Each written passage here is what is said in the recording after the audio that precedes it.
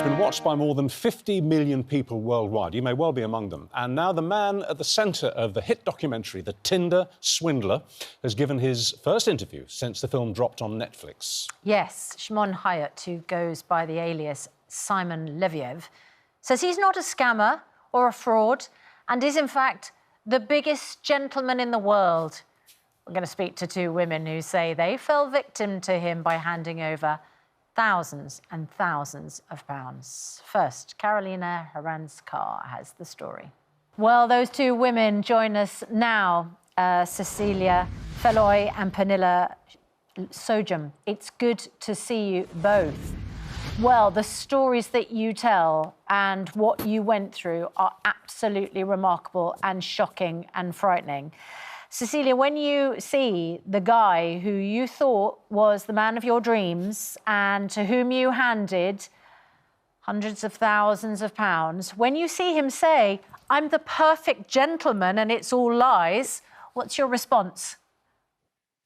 I think what the entire world is doing as well, we're like shaking our heads. And the thing is that this guy is going to lie until he dies. He's never going to admit it.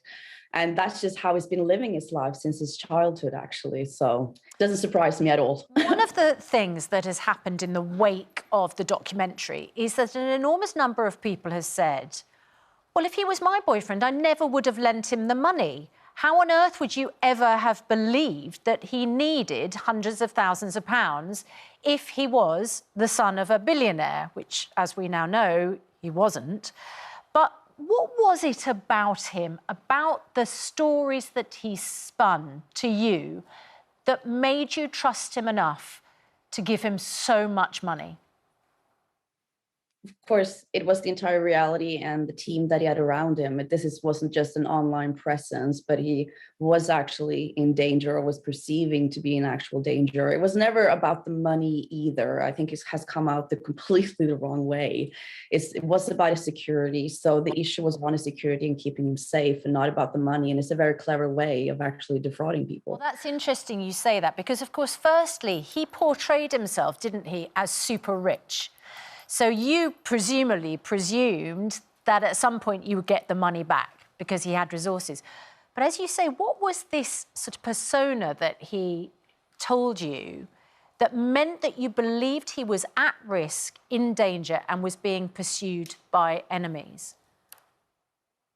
Well, it was about who he was, who he said he was, and that he was in the diamond industry. He was part of a very powerful Israeli family, and he had this bodyguard and the security team that he was telling me about in Israel. And it just seems extremely plausible. I know that it's difficult to understand when you just look at a movie over this, but this was like my actual life, and I was deadly scared for my life and his life going through this. And you do a lot of things when you are scared and you are threatened and when you are pressured. This wasn't just someone asking me to send £100,000 wire transfer over. This was something that I was living on a daily basis. Yes. All right. Well, let's bring Pernilla in here. Pernilla, we actually know now that this guy, he did 5 months for fraud in Israel. He's done jail time in Finland. I mean, he's a complete crook and a very convincing liar. What was it about him that persuaded you to give him money and to fall in love with him? So we had a friendship, but I mean, he makes you feel very connected. And this is something that sociopaths and narcissists are very good at. And when you were around him, he was actually portrayed himself to be a very good guy. We did have a lot of fun. And I felt like we had a special connection. So much so that the alarm bells didn't ring when he asked you for a lot of money. It took 8 months before this started, and you have to understand that they have been pouring a little bit of salt with lies, and then also to make you feel that you are unsafe. And that I know it's difficult for people to understand, and I mean that we were completely brainwashed as well. And I always thought that you could only be brainwashed if you were a weak person or something, but it can generally happen to anyone. I think that's a very interesting point. I didn't realise, actually, until you said it, that it was 8 months before he actually asked you for money. So he's a very patient con man, isn't he? He is. He is. And what do you think, Pernilla, about the fact that he now seems to be using the platform of the Tinder Swindler to launch his own new career? as a television star. I mean, the whole point of the documentary was to, you know, sort of hold him to account expose him. I mean, he's a clever guy, isn't he, to now use that in his own favour?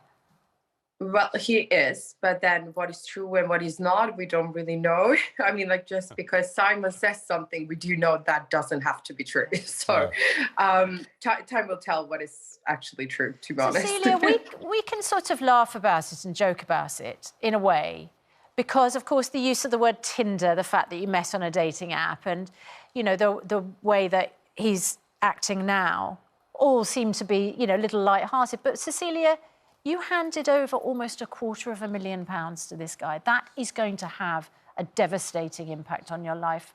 How do you cope with that now?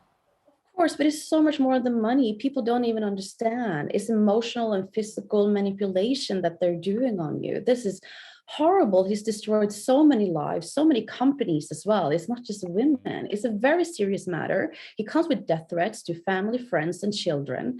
It's not a laughing matter. We're laughing because we're laughing at him because he believes that he's going to be the star. We're more disappointed at people giving him the option to actually do it. Why does he have an agent? Why is he even talking about this? You know, why is this agent giving him these ideas? And finally, because I'm afraid we're out of time, but just very, very briefly, we have an expression in this country, it's a very old-fashioned expression, that the burnt child dreads the fire. You've both been badly burnt. I assume that means that you probably won't trust a man for many, many years. Very quickly, Cecilie, have you lost trust in men? No, not at men. This is not a man issue. He's a sociopath and narcissist. So I have not lost faith. And I think it's a beautiful thing that we as humans, we are trusting, and you can't live life without trust. What about you, Pernilla, very quickly, have you lost your faith in humanity? No, I have not. Good. We just had very bad luck this time. And I think bad luck in the future. Absolutely. Well, the very best of luck to you both in the future. And thanks very much for coming on.